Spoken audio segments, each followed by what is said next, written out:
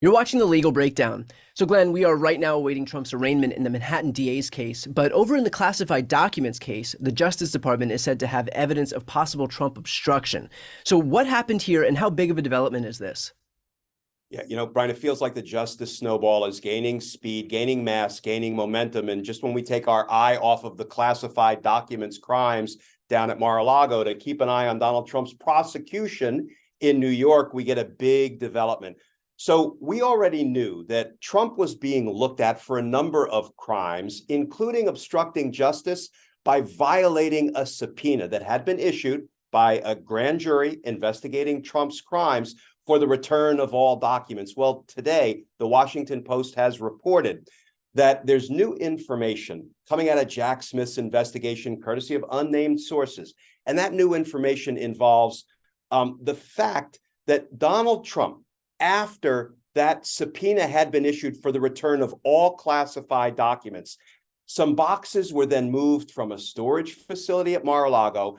Donald Trump personally went through the boxes, and some of those classified documents ended up being retained unlawfully, which would constitute obstruction of justice, in violation of that subpoena. So, we've heard about obstruction before, but this puts some meat on the reporting bones, because if Donald Trump is personally rummaging through the boxes, putting his paws on the very classified documents that the grand jury had subpoenaed, that by law had to be returned to the federal government, boy, that is some direct evidence of Donald Trump's guilt of obstruction of justice.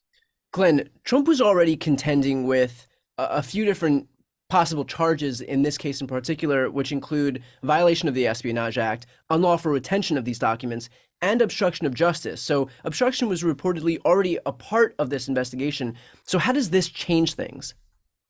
So, proving that Donald Trump obstructed justice, I think, was going to be a real challenge for Jack Smith.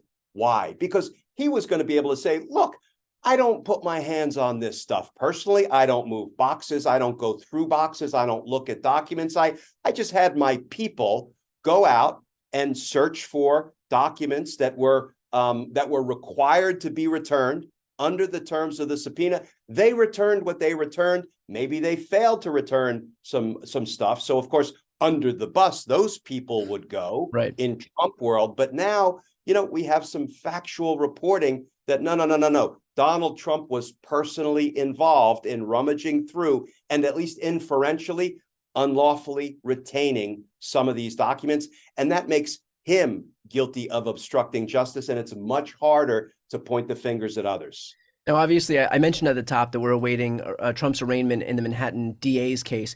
What happens if all of a sudden Jack Smith were to drop a federal indictment on Trump while he's contending with the whole Manhattan DA prosecution?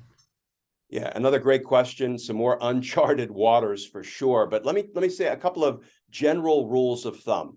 First of all, it's not unusual for multiple jurisdictions to be criminally investigating and even criminally prosecuting the same defendant. I mean, there are plenty of folks who are out there as a one-man crime wave going from state to state, jurisdiction to jurisdiction, committing crimes. I've contended with that multiple times as a prosecutor. The ordinary rule of thumb is whoever charges the person first, that is the case that typically works its way through the system first. And other jurisdictions that might indict that same defendant sort of have to await the outcome of the first case, and then they kind of take the cases in order. But here's another rule of thumb. When you have a defendant who's being looked at by a state jurisdiction and by the feds will often come in and Bigfoot the case. So even if the state is the first one to bring charges, sometimes the feds will come in and, sort of exercise their pseudo supremacy. It's not really a supremacy clause issue, but their pseudo supremacy as the big dog on the block. Yeah. And they will sort of take that case over, and then the state will have to take a backseat. Ordinarily, I will tell you, Brian, the states are generally fine with that because on the one hand, they want to vindicate violations of their state law.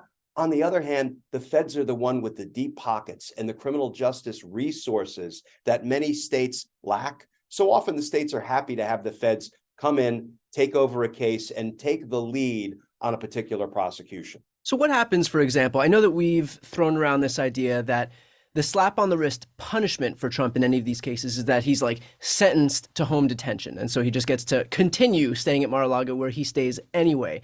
What happens if, for example, he's sentenced to home detention in one of these state cases, in the Manhattan DA's case, and then the feds come in and that's obviously a more serious indictment and there's a more serious punishment at the end of this. Would he, and he's incarcerated at the end of this, does that then supersede that home detention that he's currently serving out because of the Manhattan case? And again, this is all, you know, just gaming this out. This is all theoretical. Obviously, we don't know what's going to happen in any of these cases. Absolutely. We're theorizing, but usually incarceration takes precedent. So if somebody is serving a sentence to home detention, I can almost guarantee that if another jurisdiction sentences the same defendant to a period of incarceration, that sentence will rule.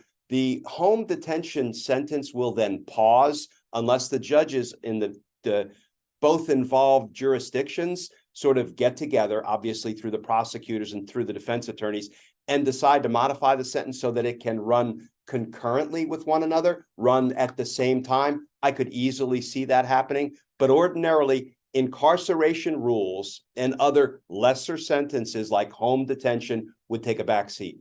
Okay, got it. Well, with that said, for anybody watching, if you want to continue to stay up on this classified documents case or the Manhattan DA's case or any of the other cases that Trump is contending with right now, make sure to subscribe to both of our channels. The links are right here on the screen. I'm Brian Tyler Cohen. And I'm Glenn Kirshner. You're watching The Legal Breakdown.